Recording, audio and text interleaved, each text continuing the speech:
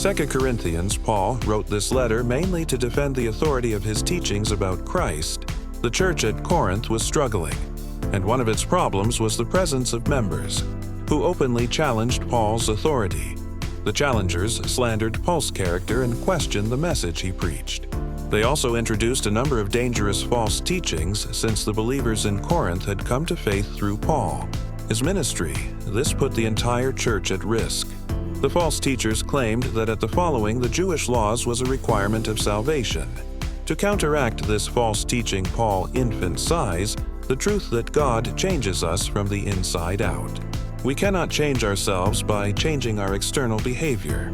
As we reconcile to God, He transforms us into entirely new people. Our old self is fundamentally changed. Of course, change is not easy when it involves our lifestyle.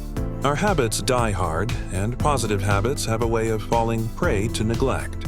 Typically, the habits that die hardest are negative or unhealthy thoughts and behavioral patterns. Out with the old and with the new sounds simple, but even as we long for an end to our bad habits, we cling to them.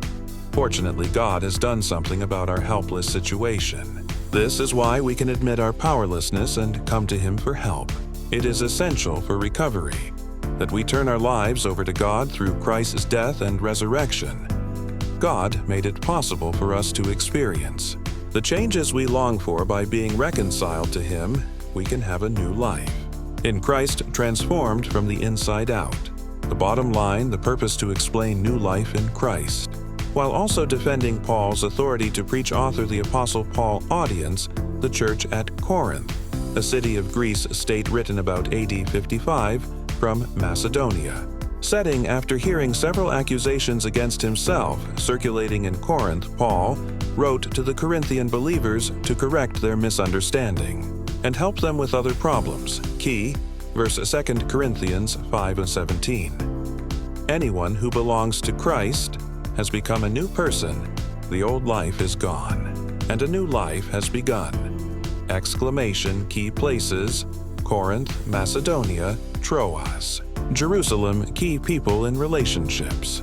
Paul with Timothy, Titus, the Corinthian believers, and other false prophets. And some false prophets.